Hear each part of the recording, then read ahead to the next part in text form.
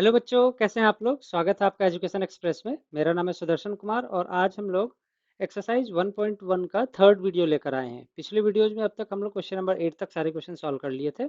इस वीडियो में हम लोग क्वेश्चन नंबर 9 से स्टार्ट करेंगे। क्वेश्चन नंबर 9 क्या कहता है, चलिए देखते हैं उसको।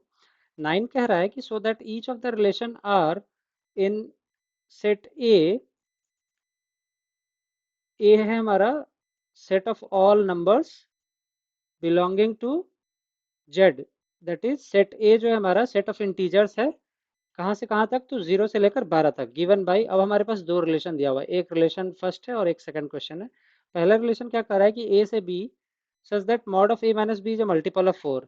एंड दूसरा क्या है कि a comma b such that a equals to b is an equivalence relation. तो हमें दो रिलेशन दिए हुए हैं फर्स्ट और सेकंड में, दोनों इक्विवेलेंस रिलेशन है, इसको प्रूव करना है। And then find the set of all elements related to one in each case. तो हमें ये भी निकालना है कि जो वन से रिलेटेड है वो भी हमें निकाल कर देना है, set of elements in each case. तो पहले हम चलिए ये देख लेते हैं कि ए क्या है हमारा। ए हमारा क्या है, वन सॉरी 0 से स्टार्ट हुआ है। ऑल राइट, 0 से लेकर 1 2 3 4 5 and dot dot dot up to 12 तक है। ऑल राइट, सारे इंटीजर्स हैं इसमें सेट ए में। और जो पहला क्वेश्चन है उसमें जो रिलेशन आर जो दिया हुआ है, आर क्या है कि mod of a minus b is a multiple of 4। तो हमें अगर कोई इक्विवेलेंस रिलेशन, कोई भी रिलेशन अगर इक्विवेलेंस है, उसको दिखाने के लिए क्या करना होता है, हमें प्रूव करना तो है कि वो रिफ्लेक्सिव है, वो सिमेट्रिक है, वो ट्रांजिटिव है। अगर वो तीनों हो जाता है तब वो इक्विवेलेंस रिलेशन है, अदरवाइज वो इक्विवेलेंस रिलेशन नहीं होगा। तो हम लोग पहले चेक करते हैं, अगर आर को हम रिप्रेजेंट करें रिफ्लेक्सिव से, तो देखते हैं कि ये रिफ्लेक्सिव है या नहीं। तो लेट्स से रिफ्लेक्सिव होने के लिए क्या होना चाहिए कि किसी भी सेट ए में सारे नंबर ए कॉमा ए अगर आप ले, तो a comma a should belong to, अगर if a comma a belong to R आ रहा है और ये सारे नंबर के लिए लागू हो रहा है, for all a belonging to R, तभी ये वैलिड होगा, तभी ये रिफ्लेक्सिव रिलेशन कहलाएगा। तो लेट्स से अगर हम कोई भी नंबर आर्बिट्री नंबर ए ले लेते हैं, ठीक है, तो मॉड ऑफ अगर ए माइनस ए कीजिएगा तो मॉड ऑफ ए माइनस ए क्या होता है, वो 0 होता है। And this is divisible by 4, है ना। डिविजल बाई 4 लिखिए या मल्टीपल ऑफ 4 लिखिए, मल्टीपल ऑफ 4 लिख सकते हैं इसको। ऑल राइट, तो अगर ये मल्टीपल ऑफ 4 है मतलब क्या कि दिस आर इज रिफ्लेक्सिव, है ना। तो आर तो रिफ्लेक्सिव निकल गया। अब ये चेक करते हैं सिमेट्रिक है या नहीं। सिमेट्रिक होने के लिए क्या होना चाहिए कि ए कॉमा बी अगर आर में लाई करता है तो बी कॉमा ए भी आर में लाई करना चाहिए। लेट्स से अगर ए कॉमा बी लाई करता है आर में, a comma b belong to R, तो अगर ए कॉमा बी लाई कर रहा है आर में मतलब क्या होना चाहिए कि mod of a minus b is multiple of 4 is equal to, हम 4 के लिखते हैं, मल्टीपल ऑफ 4 है तो इसको हम 4 के लिखते हैं। ऑल राइट, के कोई भी नंबर हो सकता है, के बिलोंग टू एनी इंटीजर। तो अगर a minus b, mod of a minus b equals to 4k है, तो हम ऐसा लिख सकते हैं कि ब्रैकेट में बाहर माइनस कॉमन ले, b minus a is equal to 4k, ये भी 4k होगा, है ना। इसको ऐसे भी लिख सकते हैं क्या कि अगर मॉड है, मॉड से अगर बाहर आप माइनस को बाहर निकालिएगा तो क्या आएगा, सेम चीज आ जाएगा, b माइनस ए, है ना। मॉड के, मॉड का प्रॉपर्टी होता है कि किसी भी नेगेटिव नंबर को पॉजिटिव बना देता है, तो ये भी 4k के बराबर होगा। तो अब देखिए, तो अगर b माइनस ए 4k के मल्टीपल है, मतलब क्या कि b कॉमा ए भी लाई कर रहा है आर में, b comma a also belongs to are, मतलब क्या कि ये सिमेट्रिक भी है। सो आप क्या बोल पाएंगे कि रिलेशन आर इज सिमेट्रिक, है ना। अब इसका ये चेक करते कि ट्रांजिटिव है या नहीं। ट्रांजिटिव होने के लिए क्या चाहिए, a comma b belong to are होना चाहिए। A comma b belong to R है and b comma c belong to R है।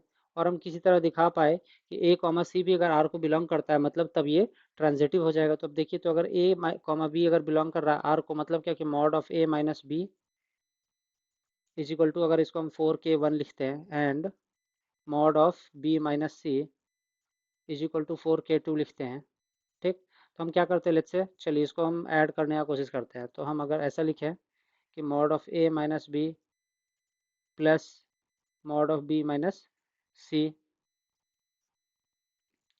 इज इक्वल टू, देखिए तो ये हम क्या कर रहे हैं यहाँ पर, ये एक 4 से डिविजिबल नंबर है, ये एक दूसरा भी 4 से डिविजिबल नंबर है, दोनों नंबर को ऐड कर रहे हैं हम। तो बी बी तो कट जाएगा, है ना, बी बी तो कट जाएगा, तो क्या बचेगा हमारे पास, a minus c, and this will also be 4k1 + k2, ये भी डिविजिबल बाई 4 होगा, है ना।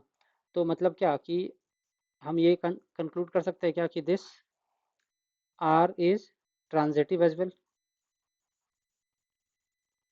है ना। आर ट्रांजिटिव भी है। तो मतलब क्या कि अगर कोई रिलेशन रिफ्लेक्सिव हो, सिमेट्रिक हो और ट्रांजिटिव हो तो मतलब वो रिलेशन आर जो है, R is an equivalence relation.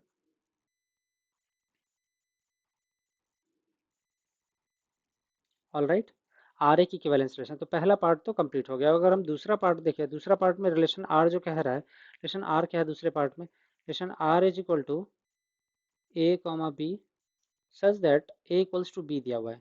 All right, अब अगर इसको हम चेक करें, इसको अगर हम चेक करते हैं, लेट्स से हमारा जो रिलेशन आर जो है वो क्या है कि ए इक्वल्स टू बी है। अगर इसे चेक करना है कि इक्विवेलेंस रिलेशन है या नहीं, तो इसको कैसे चेक करेंगे, देखिए। तो पहले चेक करते हैं रिफ्लेक्सिव है या नहीं। ये जो आर है ना, ये रिफ्लेक्सिविटी बता रहा है। तो कोई भी दो नंबर ले लेते हैं, a comma a belong to R कह रहा है, मतलब क्या कि ए इक्वल्स टू ए के बराबर है। ये तो होगा ही ना किसी भी number, for all a belonging to A, है ना। तो ये दिस इज करेक्ट, मतलब क्या कि आर इज रिफ्लेक्सिव, करेक्ट, ये तो सही है। सिमेट्रिसिटी चेक करते हैं इसका, अगर ये सिमेट्रिक है या नहीं। तो ए कॉमा बी अगर बिलोंग टू आर कर रहा है, बिलोंग टू आर, तो हम क्या लिख सकते हैं इससे कि ए इक्वल्स टू बी। अब अगर ए इक्वल्स टू बी है तो हम बी इक्वल्स टू ए भी लिख सकते हैं। अगर बी इक्वल्स टू ए है मतलब क्या कि b comma a also belongs to R, है ना।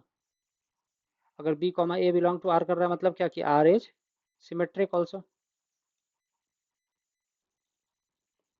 आर सिमेट्रिक है। अब अगर हम तीसरा चीज़ देखें कि टी इक्वल्स टू,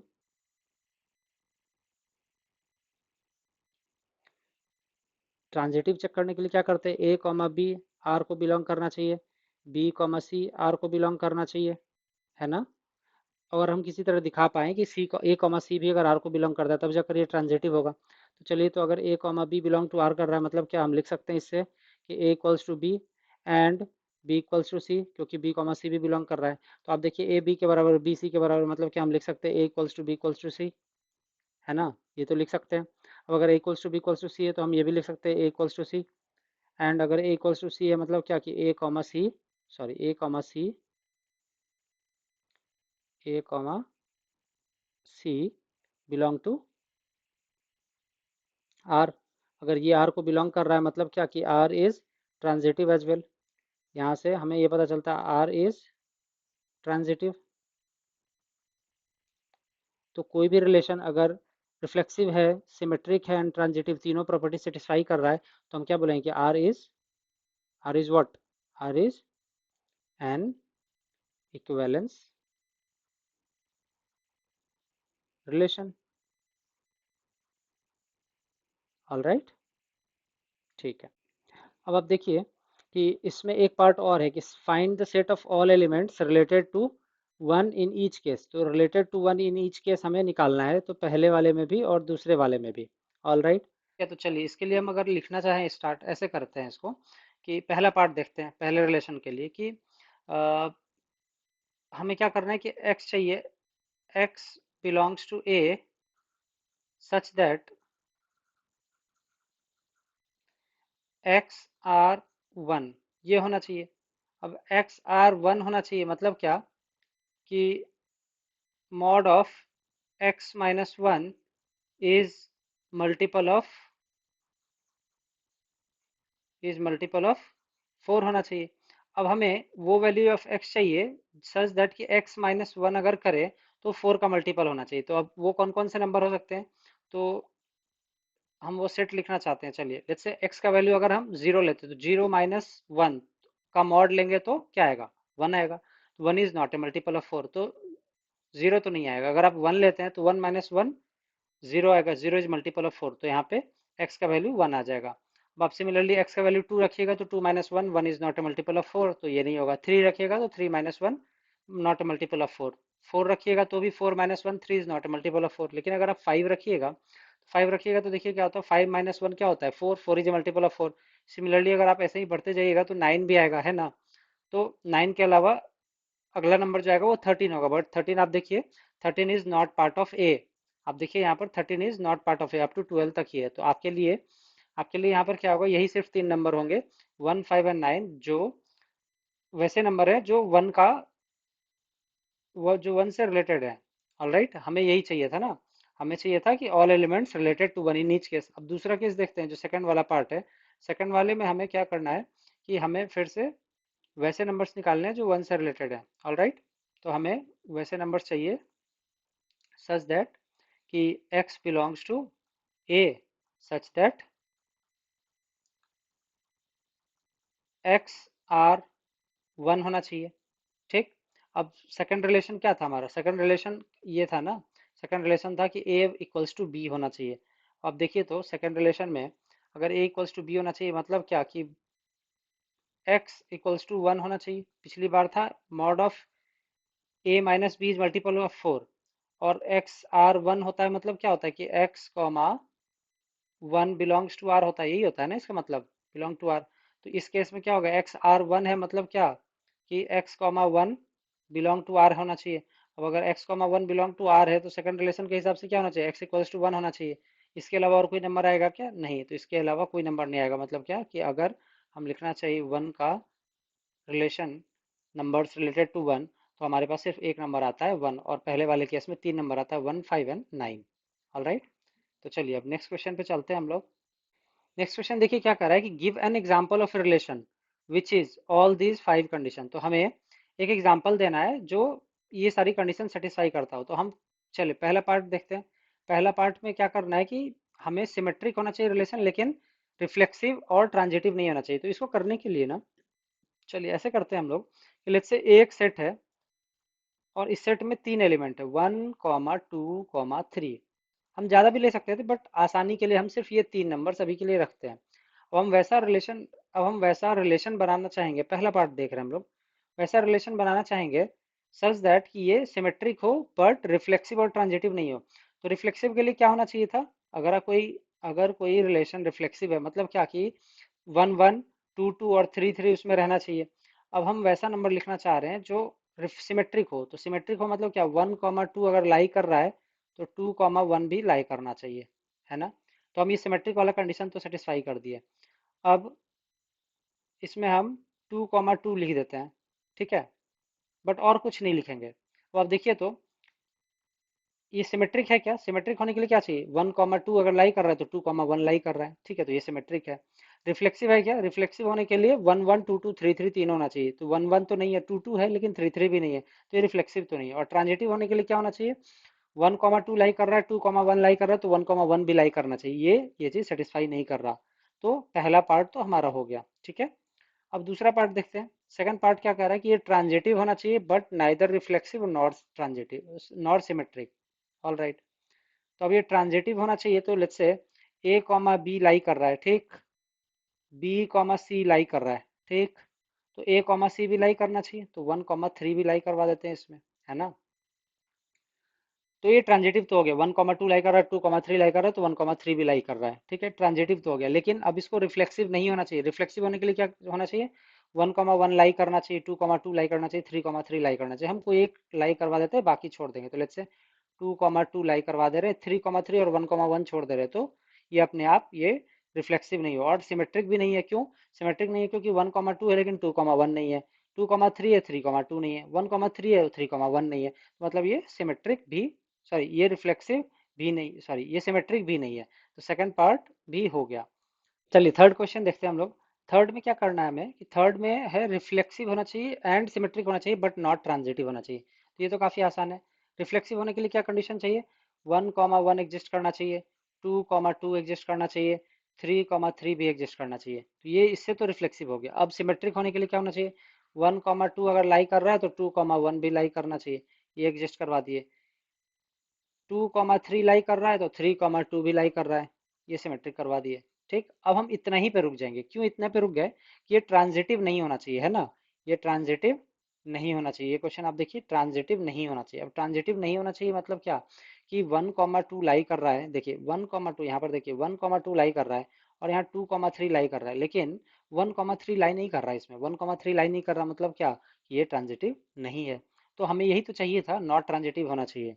ठीक है, तो थर्ड क्वेश्चन भी हो गया हमारे लिए। ऑल राइट, थर्ड क्वेश्चन हो गया। अब हम लोग फोर्थ क्वेश्चन पे चलते हैं। फोर्थ क्वेश्चन क्या कह रहा है कि reflexive and transitive but not symmetric. तो ये तो काफी आसान है, सिमेट्रिक नहीं होना चाहिए। ऑल राइट, हम पहले देखते हैं कि इसको रिफ्लेक्सिव करवाते हैं। रिफ्लेक्सिव होने के लिए 1,1, 2,2 और 3,3 होना चाहिए। सारे नंबर्स आ गए ए कॉमा ए वाले। अब उसके बाद ट्रांजिटिव होना चाहिए। ट्रांजिटिव के लिए क्या होना चाहिए, 1,2 लाई कर रहा है, 2,3 लाई कर रहा है, तो 1,3 भी लाई करना चाहिए। बस इतने पे अगर हम रुक जाएं तो आई थिंक हमारा काम बन जाएगा। कैसे, देखिए, तो 1,1, 2,2, 3,3 से तो रिफ्लेक्सिव तो हो जा रहा है। ट्रांजिटिव के लिए 1,2 लाई कर रहा है, 2,3 लाई कर रहा है, तो 1,3 लाई कर रहा है, तो ये ट्रांजिटिव भी हो गया। लेकिन अब सिमेट्रिक देखिए नहीं है, क्यों? क्योंकि 1,2 है तो 2,1 नहीं है इसमें, 2,3 है तो 3,2 नहीं है, 1,3 है तो 3,1 नहीं है, तो मतलब ये सिमेट्रिक तो नहीं है। तो फोर्थ क्वेश्चन भी हमारा इजीली सॉल्व हो गया। फिफ्थ क्वेश्चन पे देखते हैं। लास्ट पार्ट में कह रहा है कि सिमेट्रिक एंड ट्रांजिटिव होना चाहिए बट नॉट रिफ्लेक्सिव। तो देखिए इसको ऐसे लिखते हैं क्या, और इसको ऐसे लिखे हम लोग, 1,1 एग्जिस्ट कर रहा है, 2,2 एग्जिस्ट कर रहा है, 1,2 भी है, और 2,1 भी है। बस इतना ही पे हम लोग रुक जाएंगे। अब देखिए तो आप, 1,1 है, 2,2 है, लेकिन 3,3 है, तो नॉट रिफ्लेक्सिव तो सेटिस्फाई हो गया यहाँ पर। नॉट रिफ्लेक्सिव यहाँ पर सेटिस्फाई हो गया, क्यों? क्योंकि 3,3 नहीं है। ऑल राइट, अब देखिए तो अब हम चेक करते हैं सिमेट्रिक है नहीं। सिमेट्रिक होने के लिए क्या होना चाहिए कि 1,2 लाई कर रहा है तो 2,1 भी लाई कर रहा है, तो ये सिमेट्रिक तो है। ट्रांजिटिव भी होना चाहिए, 1,2 है, 2,1 है, तो 1,1 भी होना चाहिए, तो यहाँ पर ये जस्टिफाई कर रहा है, तो ये ट्रांजिटिव भी है। तो बस ये रिफ्लेक्सिव नहीं है, क्योंकि 3,3 एग्जिस्ट नहीं करता है। तो ये यहाँ पे क्वेश्चन खत्म हुआ। अब नेक्स्ट क्वेश्चन पे चलते हैं हम लोग। क्वेश्चन देखिए क्या कह रहा है कि so that the relation R in a set A of points in a plane given by. अब हमें एक रिलेशन आर दिया हुआ है और एक सेट ए दिया हुआ है। सेट ए में क्या है, पॉइंट्स ऑफ, हम पहले सेट ए लिख लेते हैं, सॉरी, हम पहले सेट ए लिख लेते हैं। सेट ए क्या है, points in a plane, points in a plane, एक प्लेन में पॉइंट्स दिया हुआ है और उसी के कलेक्शन को सेट ए बोला जा रहा है। अब हमें रिलेशन आर जो दिया है, आर देखिए क्या दिया है कि आर में पी कॉमा क्यू है, such that the distance of point P from origin is same as the distance of point Q from the origin. तो हम थोड़ा सा यहाँ पे आपके लिए ना एक प्लॉट बनाते हैं, ठीक है? तो अब देखिए, ऑल राइट, तो कोई दो पॉइंट है, लेट्स से पॉइंट पी हो गया और ये पॉइंट क्यू हो गया। क्या बोल रहा है कि distance of point P from origin is same as, ये जो आर वन है और ये जो आर टू है, r one equals to r two है, मतलब ओरिजिन से, ये जो अगर इसको आप ओरिजिन बोलिए, तो ओरिजिन से point P and point Q के बीच का डिस्टेंस सेम है। और बोल रहा है कि इसके जो सेट आएंगे ना, उसको रिलेशन आर बोला है, और ये जो आर रिलेशन है इसको बोल रहा है कि इक्विवेलेंस रिलेशन दिखाना है हमें। ठीक है, उसके बाद क्वेश्चन क्या रहेगा, further so set of points, all points related to point P in a circle, set of point P is the circle passing through P with the origin as centre. तो हम ये बोल रहे हैं कि सेट ऑफ ऑल पॉइंट जो P से related है वो एक सर्किल है, और उसका ओरिजिन जो है उसका सेंटर है। ठीक है, इसे भी हमें प्रूव करना है लास्ट में। तो अभी चलिए पहला पार्ट देखते हैं कि अभी हमें इक्विवेलेंस रिलेशन दिखाना है। इक्विवेलेंस रिलेशन दिखाना है मतलब क्या, कि रिफ्लेक्सिव, सिमेट्रिक और ट्रांजिटिव तीन होना चाहिए। ठीक, तो हम पहले चेक करते हैं अगर ये इक्विवेलेंस रिलेशन है या नहीं। तो हम पहले चेक करते हैं रिफ्लेक्सिव है या नहीं। ऑल राइट, तो रिफ्लेक्सिव होने के लिए क्या होना चाहिए, a comma a belongs to are होना चाहिए, for all a belonging to A होना चाहिए। तो हम पॉइंट पी और क्यू ले लेते हैं, point P comma P belong to R. अगर हम ये मान रहे हैं मतलब क्या, कि distance of P and P from origin is same. तो अगर एक ही पॉइंट है तो सेम पॉइंट का डिस्टेंस ओरिजिन से तो सेम रहेगा ही ना, तो मतलब क्या, आर इज रिफ्लेक्सिव। अब हम चलते हैं सिमेट्रिक है या नहीं ये चेक करते हैं। ठीक, सिमेट्रिक के लिए हम लोग क्या करते हैं कि ए कॉमा बी अगर आर में लाई कर रहा है तो बी कॉमा ए भी लाई करना चाहिए। तो let's say a comma b अगर आर में लाई कर रहा है, मतलब क्या हम लिख सकते हैं कि डिस्टेंस ऑफ ए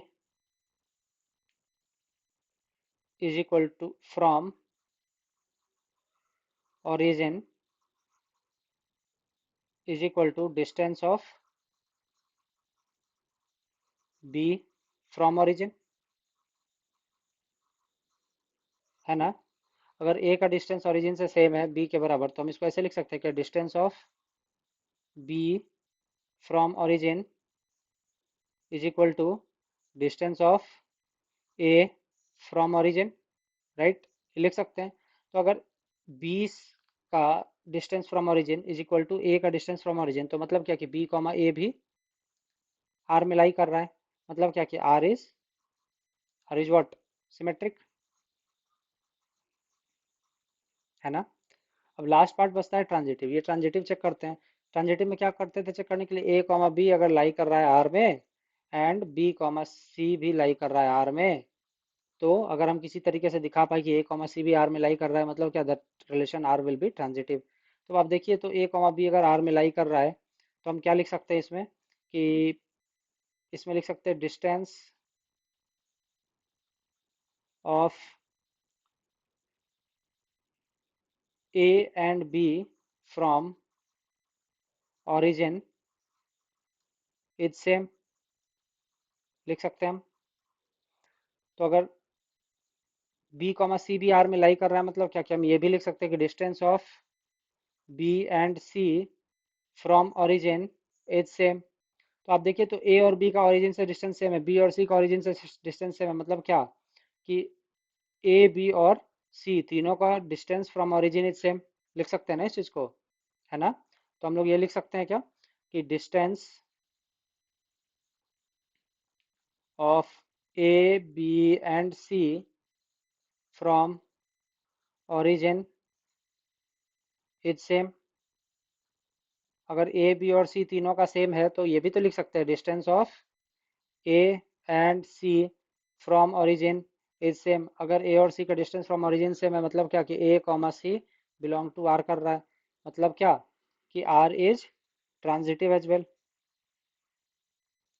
अब अगर आर ट्रांजिटिव है, पहले ये रिफ्लेक्सिव प्रूफ किए, फिर सिमेट्रिक प्रूफ किए, फिर ट्रांजिटिव प्रूफ किए, मतलब क्या कि are is an equivalence relation.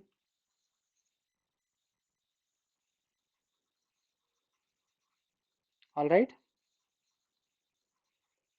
तो अगर आर इक्विवेलेंस रिलेशन है हमारा, तो ये तो हमने प्रूव कर दिया। अब लास्ट पार्ट बचता है हमें, इक्विवेलेंस रिलेशन तो हमने प्रूव कर दिया। अब हमें बोल रहा है कि so that the set of all points related to point P, पहला वाला जो पार्ट है पी, और ये 0 0 के बराबर नहीं होना चाहिए, circle passing through P with origin as the centre. All right, अब इसको प्रूव करने के लिए हम देखिए क्या करते हैं, ध्यान से देखिएगा इसको, कि let's say let P equals to x comma y, ठीक। अब अगर p equals to x comma y है, तो आप देखिए डिस्टेंस फ्रॉम ओरिजिन क्या होगा, 0 0 से इसका डिस्टेंस, अगर आप इसको ऐसे बनाइए, ये ओरिजिन है, ये पॉइंट P है, ये x कॉमा वाई है, तो इसके बीच का डिस्टेंस अगर हम निकालना चाहे, अगर हम पॉइंट डिस्टेंस निकालें, तो पॉइंट डिस्टेंस क्या कहता है, अगर इसका डिस्टेंस अगर r है यहाँ से यहाँ तक का, तो देखिए, तो square root of x minus zero का whole square plus y minus zero का होल स्क्वायर का root under should be equal to R. हम दोनों साइड स्क्वायर कर दिया। हमने क्या किया है, हमने पॉइंट फार्मूला लगाया, दो पॉइंट के बीच का डिस्टेंस निकाला है। अब दोनों को स्क्वायरिंग बोथ साइड करेंगे, तो x square plus y square is equal to r square आएगा। अब आप याद कीजिए, ये इक्वेशन किस चीज़ का होता है, आपने 11th में पढ़ा होगा, ये इक्वेशन होता है सर्किल का, circle with what, centre origin रहेगा और रेडियस आर रहेगा। तो हम प्रूव कर दिए क्या, जो हमें पूछा गया था, हमें क्या पूछा गया था, हमें पूछा गया था कि so that the set of all points related to point P is the circle passing through point p with origin as the centre, यही है ना। तो इस सर्किल का सेंटर सेंटर ओरिजिन है ना, and locus locus is circle with radius r. हमें यही प्रूफ तो करना था, ठीक है। ये क्वेश्चन तो यहीं पर खत्म हुआ। देखिए ये क्वेश्चन में क्या कर रहा है, so that the relation are is defined in the set A of all triangle R T1 comma T2। अब देखिए हमारे पास जो सेट है, सेट ऑफ ऑल ट्रायंगल, तो पहले ए लिख लेते हैं। ए क्या है हमारे पास, ए है हमारा सेट ऑफ ऑल ट्रायंगल्स। और जो रिलेशन आर है हमारा, आर है कि t one comma t two, t one is similar to t two. तो आर में वो सारे ट्रायंगल्स हैं जो आपस में सिमिलर हैं, और इसको हमें प्रूव करना है कि ये इक्विवेलेंस रिलेशन है। चलिए देखते हैं इसको। तो इक्विवेलेंस रिलेशन के लिए वही पुराना फार्मूला, ये रिफ्लेक्सिव है या नहीं। तो रिफ्लेक्सिव है या नहीं, इसके लिए हम क्या करेंगे, t one comma t one belong to r. अब अगर आर को बिलोंग करता है मतलब क्या, t one is similar to t two, है ना। अब t one t two similar है, लेकिन यहाँ पे t one equals to t two है, तो यहाँ पे टी वन के बराबर हो जाएगा, है ना। तो कोई दो ट्रायंगल, मतलब कोई सेम सिम सिम खुद का जो ट्रायंगल है वो खुद से तो सिमिलर होता ही है ना, इसीलिए आर इज रिफ्लेक्सिव। ठीक है, अब ये सिमेट्रिक है नहीं, चेक करते हैं। सिमेट्रिक होने के लिए क्या होना चाहिए, t one comma t two belong to are होना चाहिए, है ना। T one comma t two अगर आर में बिलोंग कर रहा है तो मतलब क्या, t one is similar to t two. अब अगर t one is similar to t two है तो हम ये भी तो लिख सकते हैं t two is similar to t one. अगर टी वन टी टू के बारे में ऐसा लिख सकते हैं कि t two is similar to t two, t two is similar to t one, मतलब क्या कि t two comma t one also belongs to r. अब अगर हम ये दिखा पाए कि t one comma t two belong to r and t two comma t one belong to are, मतलब क्या कि are is symmetric. All right, last part बचता है ट्रांजिटिव। अब देखिए t one comma t two belong to r and T2 comma T3 belong to r, और हम दिखा पाए कि T1 comma T3 belong to R है, तो ये ट्रांजिटिव भी हो जाएगा। अब आप देखिए तो T1 comma T2 belong to R है, मतलब क्या कि T1 is similar T2 and T2 is similar to T3। तो हम इससे ये लिख सकते हैं क्या कि T1 T2 T3 तीनों सिमिलर है, लिख सकते हैं ना। T1 similar to T2 is similar to T3, मतलब क्या कि हम ये भी लिख सकते हैं कि T1 is similar to T3, मतलब क्या कि T1 comma T3 belong to r. अब अगर ये सारा चीज हो रहा है तो आप क्या लिख सकते हैं कि आर इज ट्रांजिटिव। अब अगर कोई रिलेशन रिफ्लेक्सिव हो, सिमेट्रिक हो एंड ट्रांजिटिव हो, तीनों चीज हो, मतलब क्या ये भी लिख सकते हैं हम लोग कि are is an equivalence relation. All right, अब लास्ट पार्ट क्या क्या कर रहा है ये देखते हैं कि consider three triangles, three right angle triangles. हमें थ्री राइट एंगल ट्रायंगल दिया हुआ है, t one with side 3 4 5, T2 with side 5 12 13 and T3 6 8 and 10। which of the following triangles among T1 T2 and T3 are related। इसको हम यहाँ side में ही बनाते हैं, इसको चलिए साइड में बनाते हैं, देखते हैं इसको। T1 का जो ट्रायंगल साइज है 3 4 5, एंड T2 का क्या है 5 12 13, एंड T3 का 6 8 and 10। अब आप देखिए कोई भी राइट एंगल ट्रायंगल होता है, कोई भी राइट एंगल ट्रायंगल होता है, तो राइट एंगल ट्रायंगल का सिमिलरिटी कंडीशन क्या होता है कि एंगल शुड बी 90 डिग्री, और अगर इसको ए बोल रहे हैं, बी बोल रहे हैं, सी बोल रहे हैं, और इधर आप देखिए डी बोल रहे हैं, इसको ई बोल रहे हैं एंड एफ बोल रहे हैं, तो कोई राइट एंगल ट्रायंगल को सिमिलर होने के लिए angle b equals to angle e होना चाहिए, and d e upon a b should be equal to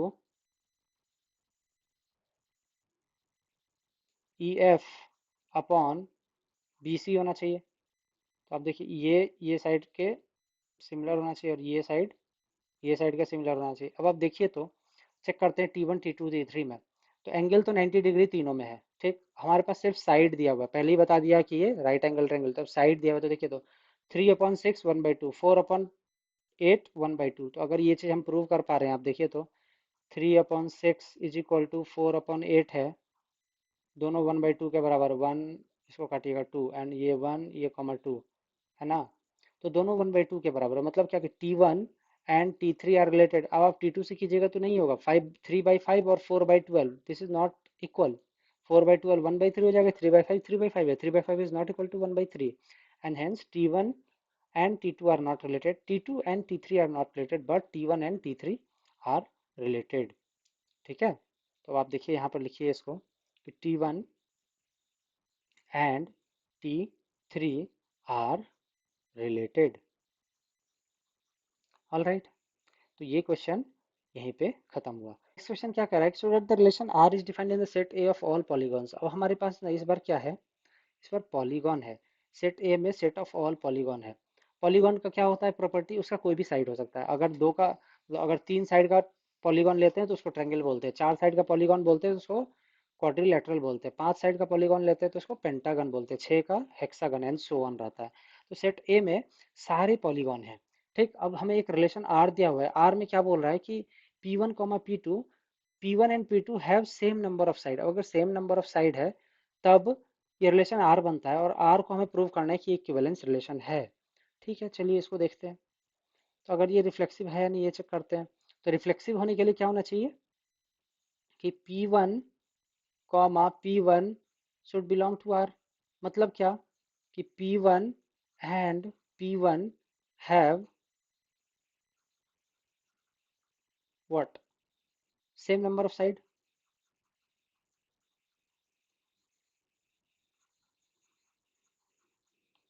तो P1 एंड P1 दोनों तो सेम ही हो गया ना, दोनों तो सेम पॉलीगॉन है, तो दोनों का सेम साइड तो होगा ही। तो मतलब क्या कि R इज रिफ्लेक्सिव।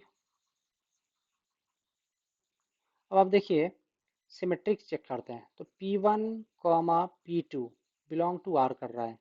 मतलब क्या, P1 and P2 have same number of sides. अब P1 P2 के पास सेम नंबर ऑफ साइड है तो P2 एंड P1 के पास भी तो सेम ही नंबर होगा ना, बस तो हम पलट दिए हैं इसको लिखने के लिए। अब अगर दोनों चीज सेटिस्फाई कर रहा है मतलब क्या कि P2 P1 belong to R। अगर ये R को बिलोंग कर रहा है मतलब क्या कि R इज सिमेट्रिक।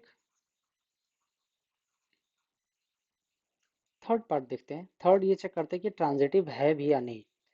इसमें क्या होता है, P1 P2 belong to R and P2 P3 belong to R, और हम ये दिखा पाए कि P1 P3 also belongs to R, मतलब then it will become a transitive relation.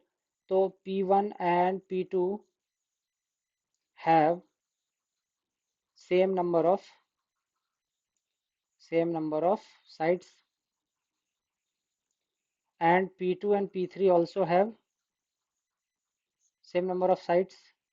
ठीक है, अब अगर P1 P2 का सेम साइज है, सेम नंबर ऑफ साइड्स है, P2 P3 का सेम नंबर ऑफ साइड्स है, तो P1 एंड P3 का भी ऑटोमेटिकली P1 एंड P3 का have same number of sides हो जाएगा क्या। अब अगर ये चीज हो जा रहा है मतलब क्या कि P1 P3 belongs to R। अगर P1 P3 belong to R है मतलब क्या R इज ट्रांजिटिव। तो अगर R ट्रांजिटिव है और R पहले ही हम प्रूफ कर चुके हैं कि सिमेट्रिक भी था और रिफ्लेक्सिव भी था, मतलब क्या R is an equivalence relation. तो R is an equivalence relation. All right, अब हमें ये देखिए तो लास्ट पार्ट क्या कर रहा है, what is the set of all elements in a related to the right angle triangle t with sides 3 4 and 5। ठीक, अब साइड 3 4 एंड 5 दिया हुआ है और हमें पूछ रहा है कि what is the element in set a to the right angle triangle t with side 3 4 and 5।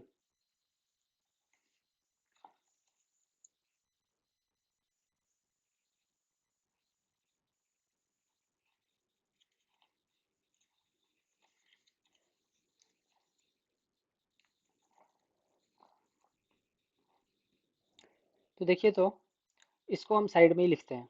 All right, तो हमें क्या दिया हुआ है, इस जगह लिख रहे हैं हम लोग। हमें दिया हुआ है देखिए आप कि what is the set of all elements A, तो हमें क्या करना है कि एक्स आर टी निकालना है, right, for all x belonging to A. अब देखिए तो टी जो है यहाँ ट्रायंगल है, ट्रायंगल मतलब थ्री साइड्स है। अगर किसी ट्रायंगल मतलब किसी भी पॉलीगॉन का तीन साइड है उसको ट्रायंगल बोलते हैं। और हमें वो सारे एक्स चाहिए जो ए में लाई करते हो, ए पॉलीगॉन में लाई करते हो, जिसका तीन साइड हो। तो मतलब क्या कि सेट ऑफ ऑल ट्रायंगल्स ही मांग रहा है, होगा ना? सेट ऑफ ऑल ट्रायंगल्स होगा कि नहीं? तो अब अगर ये सेट ऑफ ऑल ट्रायंगल है, कैसे हुआ सेट ऑफ ऑल ट्रायंगल? आप देखिए कि हमें वो एलिमेंट चाहिए थे ए का जो रिलेटेड हो राइट एंगल ट्रायंगल टी से। तो राइट एंगल ट्रायंगल से रिलेटेड है मतलब क्या कि वो भी तो एक ट्रायंगल है, वो एक ट्रायंगल है, तो सेट ऑफ ऑल ट्रायंगल जो होगा ना वो आपका पार्ट हो जाएगा इस चीज का। ठीक है, चलिए नेक्स्ट क्वेश्चन पे चलते हैं। Let l be the set of all lines in x y plane. अब हमारे पास जो सेट है ना, इस बार एल है। एल क्या है? चलिए कलर चेंज करते हैं। एल क्या है हमारे पास? एल है set of all lines in x y plane. ठीक। And R be a relation in L. R एक रिलेशन है defined, relation in L defined as L1 L2 such that L1 is parallel to L2। अब so that L R is an equivalence relation। तो अब इसको अगर हमें equivalence relation दिखाना है मतलब क्या, हमें पहले ये चेक करना है रिफ्लेक्सिव है नहीं। रिफ्लेक्सिव होने के लिए क्या होना चाहिए? A comma a belong to are होना चाहिए। तो मतलब क्या कि L1 कॉमा L1 दो लाइन जो खुद सेम ही है बिलोंग टू आर होना चाहिए। मतलब क्या कि L1 पैरेलल टू L1, ये तो होता ही है ना, से कोई भी लाइन खुद से पैरेलल तो होता ही है। मतलब क्या आर इज रिफ्लेक्सिव। अब चलते हैं सिमेट्रिसिटी चेक करते हैं। सिमेट्रिसिटी में क्या होता है कि L1 कॉमा L2 अगर R को बिलोंग कर रहा है तो मतलब क्या कि L1 पैरेलल टू L2। अगर L1 पैरेलल टू L2 है तो हम ये भी लिख सकते हैं कि L2 पैरेलल टू L1। मतलब क्या कि L2 comma L1 also belongs to R। मतलब क्या कि L1 सॉरी मतलब अगर ये R को बिलोंग करता है तो R is symmetric. All right. अब हम ये ट्रांजिटिव है नहीं चेक करते हैं। तो ट्रांजिटिव होने के लिए क्या होना चाहिए? L1 comma L2 belong to R, L2 comma L3 belong to R, और हम दिखा पाए कि L1 comma L3 also belongs to R, then will say that this relation R is a transitive relation. तो L1 कॉमा L2 अगर R में है तो आप इसको ऐसे लिखिए L1 parallel to L2 and L2 parallel to L3। तो इससे हम क्या कंक्लूड कर सकते हैं कि L1 is parallel to L3। अगर L1 L3 के पैरेलल है मतलब क्या कि L1 comma L3 belongs to R। अब अगर ये R में बिलोंग कर रहा है मतलब क्या कि R is an transitive relation. Transitive. अब अगर कोई भी रिलेशन जो रिफ्लेक्सिव भी है, सिमेट्रिक भी है और ट्रांजिटिव भी है तो उसको हम क्या बोलते हैं? आर इज एन, उसको क्या बोलते हैं हम लोग? R is an equivalence relation. ठीक। Find the set of all lines related to line y equals to 2x+4। हमें अब क्या बोलना है कि हमें वो सारे लाइंस चाहिए जो इससे रिलेटेड हो। ठीक। तो हमें क्या करना है कि हमें वो लाइंस चाहिए, let's say line L related to होना चाहिए किससे? y इक्वल्स टू 2x+4 से। अब देखिए तो L1 L2 में रिलेशन क्या होता था कि line L1 and L2 must be parallel. यहाँ पे इस लाइन L और इस लाइन ये जो भी है y इक्वल्स टू 2x+4, इन दोनों में रिलेशन अगर रहेगा इस इस डिफिनेशन के हिसाब से मतलब क्या कि line L should be parallel to y equals to 2x+4। अब y इक्वल्स टू 2x+4 के पैरेलल लाइन का इक्वेशन क्या होता है? y equals to 2x+c। यही होता है ना। स्लोप सेम रह जाएगा और कांस्टेंट चेंज होता चला जाएगा। आप देखिए यहाँ पर y इक्वल्स टू, अब आप देखिए इसको, अगर मैं इसको ऐसे प्लॉट बनाऊँ y इक्वल्स टू 2x+c, तो ऐसा कुछ लाइन बनेगा। ठीक। अब इसके पैरेलल लाइन हमें चाहिए, तो इसके पैरेलल लाइन अगर हम खींचना स्टार्ट करें तो क्या होगा? ये पैरेलल लाइन है, ये पैरेलल लाइन है, इधर भी पैरेलल लाइन हो सकता है ना? तो इस all this pair of straight lines, इसका ऑल दिस पेयर मतलब जितने भी सारे स्ट्रेट लाइंस है सबका इक्वेशन क्या आएगा, y equals to 2x plus c. Slope सबका 2 के बराबर रहेगा लेकिन कांस्टेंट चेंज होगा और ये लाइन पैरेलल होता चला जाएगा। ठीक है, तो ये काफ़ी अच्छा सवाल था। अब अगले क्वेश्चन में चलते हैं हम लोग। नेक्स्ट क्वेश्चन एक एमसीक्यू क्वेश्चन है। ऑल राइट, ये तो काफ़ी आसान सवाल होगा फिर तो। अब एमसीक्यू क्वेश्चन में क्या calculate r be relation in the set. Set हमें डिसाइड किया हुआ है, सेट है हमारे पास, सेट है 1 2 3 4 का, और रिलेशन आर जो दिया हुआ है इसमें ये सारे एलिमेंट्स दिए हुए 1 2 2 2 1 1 4 4 1 3 3 3 2। तो अब आप देखिए कि ये आर क्या है, हमें बताना है आर रिफ्लेक्सिव सिमेट्रिक या ट्रांजिटिव है या नहीं। तो पहले चेक करते हैं रिफ्लेक्सिव है नहीं। सबसे आसान तरीका होता है रिफ्लेक्सिव चेक करने का क्या, कि जो सेट ए दिया रहता है उसके सारे एलिमेंट्स 1 1 2 2 3 4 चारों प्रेजेंट होना चाहिए। तो आप देखिए 1 1 प्रेजेंट है, 2 2 प्रेजेंट है, 4 4 प्रेजेंट है और 3 3 प्रेजेंट है, तो ये रिफ्लेक्सिव तो होगा। अब अगर रिफ्लेक्सिव होगा तो ये तो गलत हो गया ऑप्शन 3। ठीक, अब ए बी और सी बचा है, तो ए में भी रिफ्लेक्सिव बता रहा है, बी में भी रिफ्लेक्सिव बता रहा है, डी में इक्विवेलेंस है, तो इक्विवेलेंस से मतलब क्या कि रिफ्लेक्सिव सिमेट्रिक और ट्रांजिटिव तीनों है। तो अभी सिर्फ सिर्फ सी कैंसिल हुआ है, ए बी और डी बचा हुआ है। अब चेक करते हैं कि ये सिमेट्रिक है या नहीं। अब सिमेट्रिक होने के लिए क्या होना चाहिए, सिमेट्रिक होने के लिए चाहिए कि 1 2 अगर एग्जिस्ट करता है तो 2 1 भी होना चाहिए। अब देखिए 1 2 है लेकिन 2 1 नहीं दिख रहा आपको कहीं पे भी। 2 1 नहीं दिख रहा मतलब क्या कि ये सिमेट्रिक तो नहीं है, तो ऑप्शन ए भी चला गया, खत्म। और ऑप्शन ए चला गया तो आपके पास ऑप्शन डी भी तो चला गया। क्यों, क्योंकि इक्विवेलेंस रिलेशन होने के लिए सिमेट्रिक भी होना चाहिए। तो बचता है एक ही ऑप्शन, वो कौन सा ऑप्शन बचता है, तो option b, r is reflexive and transitive but not symmetric. अब हम तो आंसर की तरफ तो पहुंच गए बट ट्रांजिटिव है नहीं, एक बार ये भी हम चेक कर लेना चाहते हैं। तो ट्रांजिटिव के लिए क्या होना चाहिए, 1 2 लाई कर रहा है, और देखिए तो आप 2 2 भी लाई कर रहा है, तो और 1 2 भी लाई कर रहा है, तो ये तो ट्रांजिटिव है। अब आप देखिए यहाँ पर 1 3, देखिए यहाँ पे 1 3 लाई कर रहा है, 3 2 लाई कर रहा है, तो 1 2 भी लाई करना चाहिए, तो यहाँ पे 1 2 भी लाई कर रहा है, मतलब ये ट्रांजिटिव तो है। तो हमारे पास डायरेक्ट आंसर ऑप्शन बी हो गया। चलिए नेक्स्ट क्वेश्चन पे चलते हैं हम लोग। अब फर्स्ट क्वेश्चन क्या कह रहा है हमारा, let r be a relation in the set n. हमारे पास एक सेट एन है and the relation is defined as a equals to b minus two, और बी 6 से बड़ा होना चाहिए। ठीक है, तो देखिए तो हमारे पास जो सेट ए है, पहले हम सेट ए लिखते हैं जिसपे ए रिलेशन डिफाइंड है। इसमें क्या होना चाहिए कि set belongs to natural number, तो इसमें क्या होना चाहिए 1 2 3 4 5 6 7 8 9 and so on, dot dot dot up to infinity तक जाएगा। और हमारा जो रिलेशन आर है, आप देखिए आर क्या है, a comma b such that a equals to b minus two, and एक कंडीशन और दिया हुआ है कि बी इज ग्रेटर देन 6, है ना। तो चलिए अब लिखते हैं हम let's say B equals to 6 से बड़ा, तो मतलब 7 लेते हैं, तो ए क्या होगा 7 माइनस 2, 5 के बराबर होगा। बी इक्वल्स टू 8 लेते हैं, तो ए क्या होगा 8 माइनस 2, क्या होगा 6।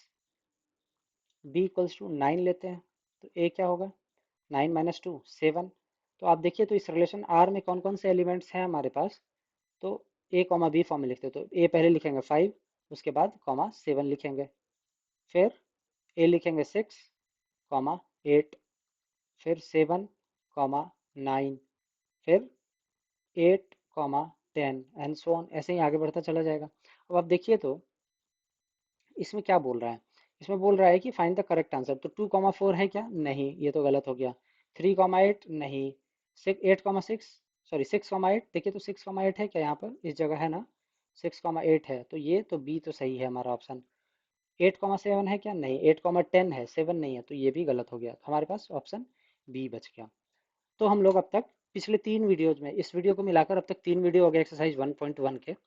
तो एक्सरसाइज 1.1 में काफ़ी सारे क्वेश्चंस हैं जो सिर्फ इस चीज़ पे बेस्ड हैं कि वो इक्विवेलेंस रिलेशन है या नहीं। आपको बस यही चेक करना है। इक्विवेलेंस के लिए आप क्या किए, सिमेट्रिक होना चाहिए, रिफ्लेक्सिव होना चाहिए और ट्रांजिटिव होना चाहिए। अगर आप ये 3 चीज़ चेक कर पा रहे हैं तो आप बता पाएंगे कि वो इक्विवेलेंस रिलेशन है या नहीं। हम लोग नेक्स्ट वीडियोज में क्या देखेंगे, हम लोग नए नए फंक्शंस के बारे में पढ़ेंगे। अब तक हम लोग पिछले क्लास 11th में आपने बहुत सारे डिफरेंट टाइप के फंक्शंस देखा था, बट अब हम लोग और एडवांस फंक्शंस देखेंगे, like one one function, onto functions, one one and onto जिसको बाइजेक्टिव बोलते हैं, वो भी देखेंगे। तो इस वीडियो में अब तक के लिए इतना ही। मिलते हैं अगले वीडियो में, हम लोग नए डिफरेंट टाइप ऑफ फंक्शंस को लेकर आएंगे और फिर उससे रिलेटेड कुछ अच्छे अच्छे क्वेश्चंस भी सॉल्व करेंगे। अब तक के लिए इतना ही, मिलते हैं अगले वीडियो में। Thank you.